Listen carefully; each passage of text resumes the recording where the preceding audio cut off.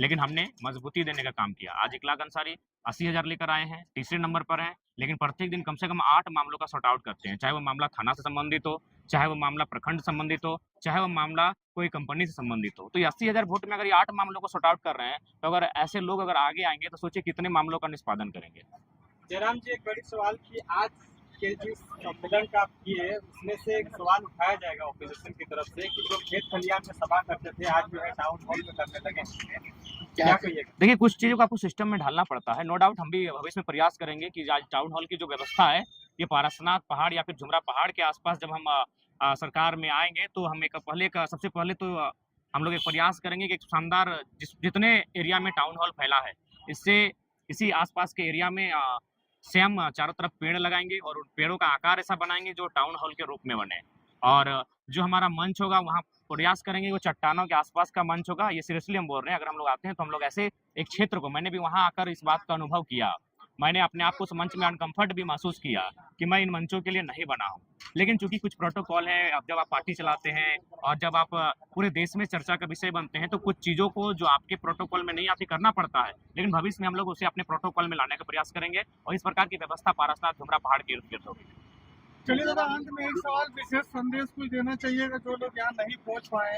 उनको यही संदेश देना चाहेंगे कि देखिए, आज 2.5 वर्षों से हम लोग का संघर्ष कैसा रहा, हम लोग किस स्ट्रेटजी के साथ झारखंड में रहे, उसका आशीर्वाद देने का अवसर आया है। विधानसभा के चुनाव में जनता जनार्दन का आशीर्वाद मिले और इस बार आप वोट जाति, धर्म और नेताओं आपके रिश्तेदार लगते हैं इसलिए ना करें, इसलिए उनको वोट करें कि जो मुद्दे की बात करता है और उस मुद्दे का समाधान करने के लिए चिंतन-मंथन करता हो। आज के इस ग्रुप मीटिंग से ये पता चल पाया क्या कि आपके उम्मीदवार के जो है फर्स्ट लिस्ट नहीं, ये मीटिंग भले हम लोग बातें गोपनीय है, लेकिन मीटिंग सार्वजनिक है। मीटिंग के बारे में पूरी दुनिया जानती है। बस जो बातें हैं वो गोपनीय तरीके से एक बंद कमरे में की जा रही है, लेकिन बैठक के बारे में जानकारी पूरे जहां को है।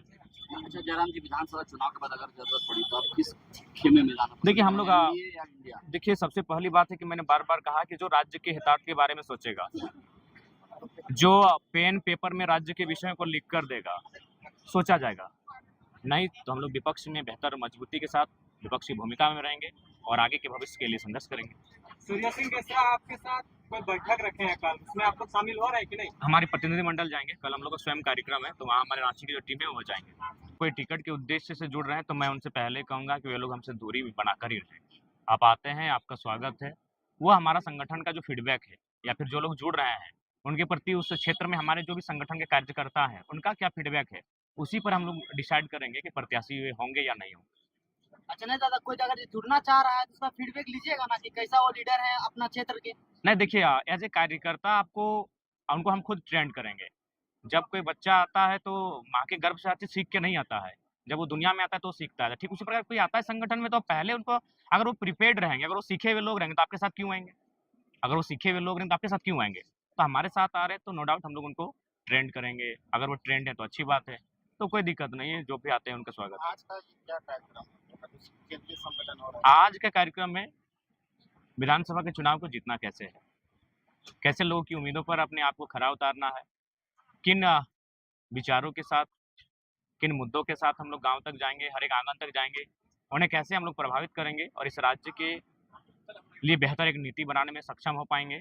इसी उद्देश्य के साथ एक कह सकते हैं मंत्रणा है, एक चिंतन मंथन ये शिविर ही है। यहाँ से जो बातें छन कर आएँगी, उसे लेकर हमारा हर एक पदाधिकारी या सदस्य एक सिपाही बनकर अपने गाँव जाएगा, अपने बूथों में जाएगा और जेबी केसेस को मजबूत करेगा आगामी विधानसभा के चुनाव के लिए। प्रत्याशी आप बताएं। देखिए, सबसे पहली बात है कि हम लोग 50 से प्लस सीटें रहेंगी। हम अभी तक तो 60-61 का चर्चा है और आगे जैसे समय नज़दीक आएगा उस समय हम लोग बाकी चीज़ों को भी तय करेंगे। आपको ये बहुत अच्छा मत मिला है। आप कौन सा क्षेत्र अपने लिए? देखिए, मैंने पहले कहा कि गिरिडीह लोकसभा का 1 सीट होगा। गिरिडीह लोकसभा देखिए उसमें से 4 सीटों पे चर्चा है। टुंडी, डुमरी, गोमिया, बेरमो ये 4 सीटों पर हमारी चर्चा है लड़ने की, उनमें से 1 सीट लड़ेंगे और 1 सीट आपका धनबाद लोकसभा में से एक हो सकता है और हजारीबाग लोकसभा में से भी एक हो सकता है। ये ऐसा इसलिए चूँकि मैं अपने लिए नहीं, अगर मैं अपने लिए चुनाव लड़ता तो मैं दोनों सीटें अपने आस-पास की तय करता। मैं 2 सीटें अलग-अलग लोकसभा में इसलिए तय कर रहा हूँ ताकि जब जहाँ मैं चुनाव लड़ूँगा उसके जो सीमाओं पे जो सटे हुए 4-5 विधानसभा हैं, उस पे उनका प्रभाव रहेगा और मैं चाहता हूँ कि मेरे जिस कारण मेरे संघर्ष के कारण हमारी जेबीकेएस की जो टीम के जो विचारधारा है, उनके कारण बाकी जो प्रत्याशी हैं उनको भी निकलने का, छनने का अवसर मिले। तो इस दादा, उद्देश्य आज से किसी प्रत्याशी का नाम ऐलान करने जा रहे हैं? नहीं, आज किसी भी प्रत्याशी का नाम ऐलान नहीं किया जाएगा। आज बस उन्हें एक संदेश दे दिया जाएगा कि प्रत्याशी आप ही में से कोई एक है, जो आज यहाँ केंद्रीय सदन में आए हैं। महासम्मेलन में दादा किन-किन माने सदस्यों को जगह मिली? देखिए जो केंद्रीय कमेटी में है, तमाम विंग उनको जगह मिली है और धनबाद और बोकारो जिला मेजबानी कर रहा है, इसलिए धनबाद बोकारो की डिस्ट्रिक्ट टीम को। जनाब, ये झारखंड का सबसे ज्यादा मुद्दा जो है वही युवा का पलायन, जी, जो यहाँ से जाके कहीं और नौकरी के तलाश में जाते हैं। आपने अभी कहा कि आज का जो आपका सभा था वो चुनाव संबंधित था। अगर जेबीके से सत्ता में आती है, अगर सत्ता की बागडोर जयराम महतो के हाथ में आती है, तो ये पलायन को रोकने के लिए, झारखंडी युवा को झारखंड में रोजगार दिलाने के लिए आप क्या करें?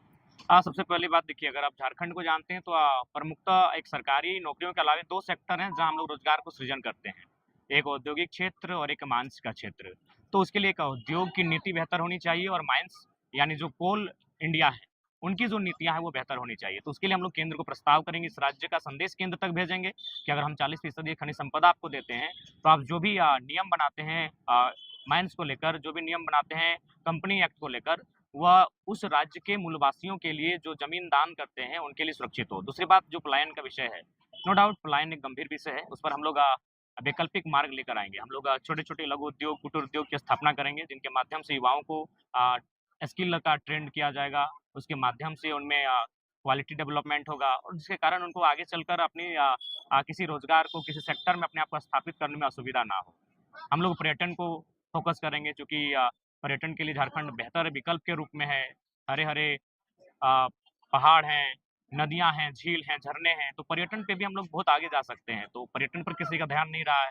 हम लोग कृषि पर आगे बढ़ेंगे क्योंकि हमारे पास नदियों का संचार है, असीम जल संचार है, हमारे पास जल का संसाधन है। तो उसके लिए हम लोग कृषि में जब आगे जाएँगे तो हम लोग दूसरी फसल के लिए जाएँगे, इरिगेशन एक बेहतर इरिगेशन की व्यवस्था के लिए जाएँगे। तो इन छोटे-छोटे मुद्दों पे जब हम लोग काम करने लगे, जब इनको हम लोग अपने 10 साल के विज़नरी सेक्शन में शामिल करेंगे और उन पर जब काम करने लगेंगे, तो रोज़गार का जो दर है वो कम होगा, जो पलायन का दर है वो कम होगा। तो इन पर हम लोग काम करना पसंद करेंगे। दादा, अल्पसंख्यक एक बड़ा मुद्दा है, तो अल्पसंख्यक को किस प्रकार से जब केसेस में लाया जाए जो इस बार जीत का फैक्टर देखिए, आप जो बात कह रहे हैं, आप मेरे बगल में ठीक दाहिनी ओर बैठे हैं, उस शख्स का नाम है इखलाक अंसारी। शायद आज से लोकसभा चुनाव से ठीक पहले शायद आप इनसे परिचित नहीं थे। तो हमने तो अल्पसंख्यक को बहुत बड़ा सम्मान दिया। आज बहुत बड़ा सम्मान दिया, 14 लोकसभा की सीटें हैं, एनडीए गठबंधन, इंडिया गठबंधन, किसी का साहस नहीं हुआ कि एक मुस्लिम घर के बेटे को टिकट देने का काम करे या फिर जो अल्पसंख्यक समुदाय से आते हैं उनको टिकट देने का काम करे। उनको केवल दरी कुर्सी बिछाने का कार्य किया। उन्होंने उनसे अगर वोट भी लिया तो मजबूरी में लिया कि मजबूर होकर उन्हें वोट करे।